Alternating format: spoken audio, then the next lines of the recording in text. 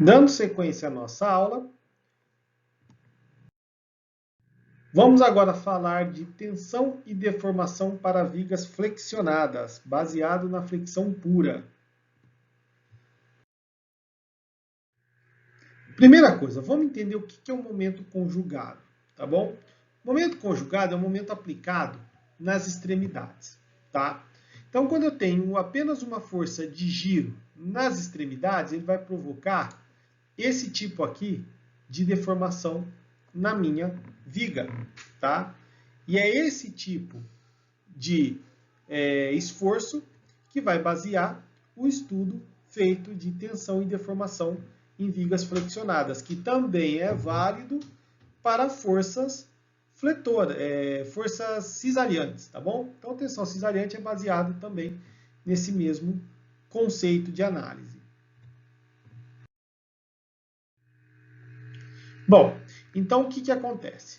Quando eu trabalho com esse elemento aqui, e eu acabo fazendo uma flexão nas extremidades, se eu pegar a parte interna desse elemento, ele não vai ter uma variação de momento pelo fato de estar ao longo da extremidade, o que é diferenciado, por exemplo, se eu estiver trabalhando com esforços perpendiculares com apoio, né, que são as forças cisaliantes. Quando a gente tem a força cisaliante, a diferença entre o ponto de apoio vai aumentar linearmente a minha tensão dentro do elemento. Quando eu trabalho com momento conjugado, essa tensão ela é linear ao longo de todo o seu comprimento. Então, se eu pegar um momento para analisar, seja nas extremidades como algum ponto interno, a intensidade da tensão vai ser a mesma, ok? Bom, se eu fizer um corte nessa figura e analisar todos os meus elementos, os elementos eles vão se estar dessa forma aqui. Eles vão ter tensões normais e tensões cisaliantes, tá? Então, um elemento, quando ele está sendo fletido, ele acaba, por uma força, né? Ele acaba produzindo 3 tipos de tensão. Né? Na verdade, 2 tipos de tensão diferentes. As tensões normais e as tensões cisaliantes. Ou seja, uma força perpendicular pode produzir 2 tipos de tensão. É a mais completa das forças, a perpendicular, para produzir tensões no elemento. Tá bom? Bom, o que acontece? Como tem um elemento que eu falei para vocês, que ele comprime nas fibras superiores, e embaixo ele estica, então eu vou ter uma região em que as minhas tensões normais vão ser de compressão, e embaixo, para esticar, as tensões normais são de tração. As tensões cisaliantes, elas se mantêm. Não há variação de tensão cisaliante, independentemente do ponto em que eu vá analisar.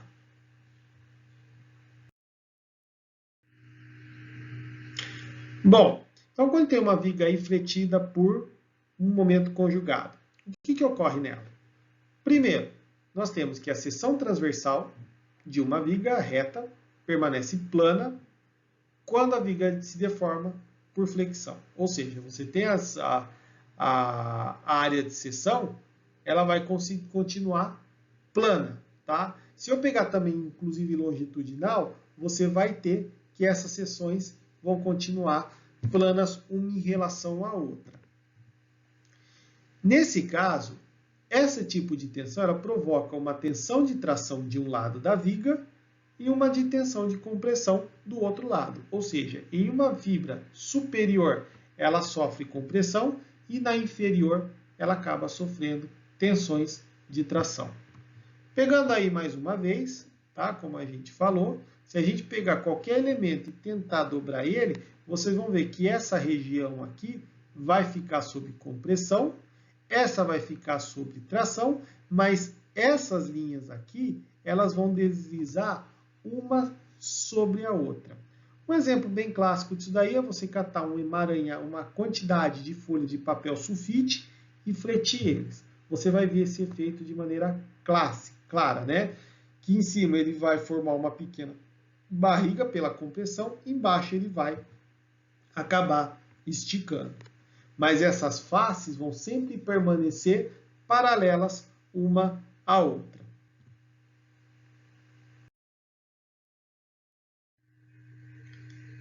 Aí tem uma figura que mostra um exemplo de uma viga fletida, tá? Percebam aqui, como eu falei para vocês, ó, nessa região eu tenho o quê? A formação de uma barriga, um acúmulo de material. Por quê? Porque essa região está sofrendo compressão.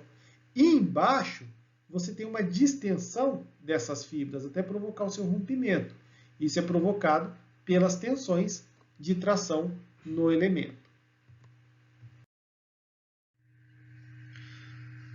Bom, características de vigas fletidas, tá? Ela tem duas regiões de tensão normal distintas, tá? O que nós temos? Nós temos uma região, considerando que o esforço é nesse sentido aqui, tá? Então tem um esforço que está sendo aplicado nesse sentido, ou eu estou fazendo um movimento conjugado nesse sentido, tá? Para ter esse comportamento, em que eu tenho essa região sendo comprimida e essa daqui sendo tracionada.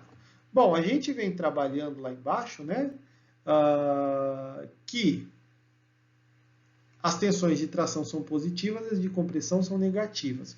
Então, peraí, você tem tensão positiva e negativa na mesma estrutura? Sim, né?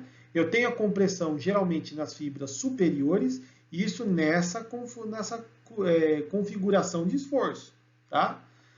E eu tenho tração nas fibras inferiores, tá? Bom, o que ocorre? Para a gente ir do positivo para o negativo, ou melhor, do negativo para o positivo, a gente tem que passar pelo ponto zero. É como se fosse nossa conta bancária. Se eu estou com uma conta bancária negativa, para que eu passe ela para positivo, eu tenho que depositar dinheiro de uma forma que vai aumentando o valor, ele vai de negativo, vai lá, menos 100, menos 50, menos 10, 0, aí 10, 50, 100 e assim vai ficando positivo. Então tem um ponto de transição que a gente chama o quê? De linha neutra, tá? Ou superfície neutra, se for analisar tridimensionalmente. Essa região neutra, essa linha neutra, essa superfície neutra, ela é isenta de tensão e deformação numa viga fletida, tá? Então, para a gente poder compreender, numa viga que está sendo fletida, ela está sujeita a tensões de tração, compressão e regiões neutras. Ela vai ter deformação de encurtamento, de esticamento e regiões que não vão sofrer nenhum tipo de alteração no seu comprimento, ok?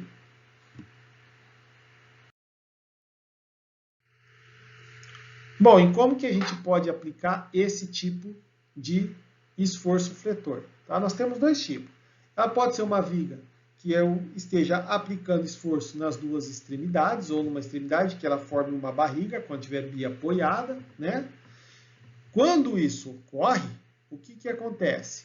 Eu tenho região de tração, região de compressão, e essa daqui, ó, tridimensionalmente falando, é a minha superfície neutra, tá? Isso nessa configuração que eu estou mostrando para vocês, tá bom? E se eu tiver uma viga que está engastada na parede, eu venho uma força na extremidade. Eu vou ter um comportamento diferenciado? Não. Se eu tiver, por exemplo, um esforço ou um momento como está sendo aplicado nesse sentido, percebam que a minha região de compressão está aqui embaixo, a de tração está aqui em cima e a superfície neutra vai separar essas duas regiões. No meu trabalho de doutorado, de mestrado, eu consegui mostrar, por análise óptica, determinar em madeira essas regiões de tração, compressão e superfície neutra. Tá? Consegui determinar onde ficava essa região. Bom, turma, então finalizo aí essa primeira parte de tensões de flexão, tá?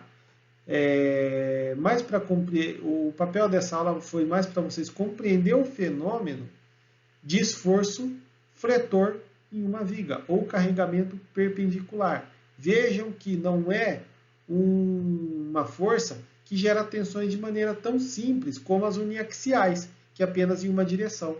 Uma força pode gerar diferentes tipos de tensão em vários sentidos, tanto normal quanto cisalhante.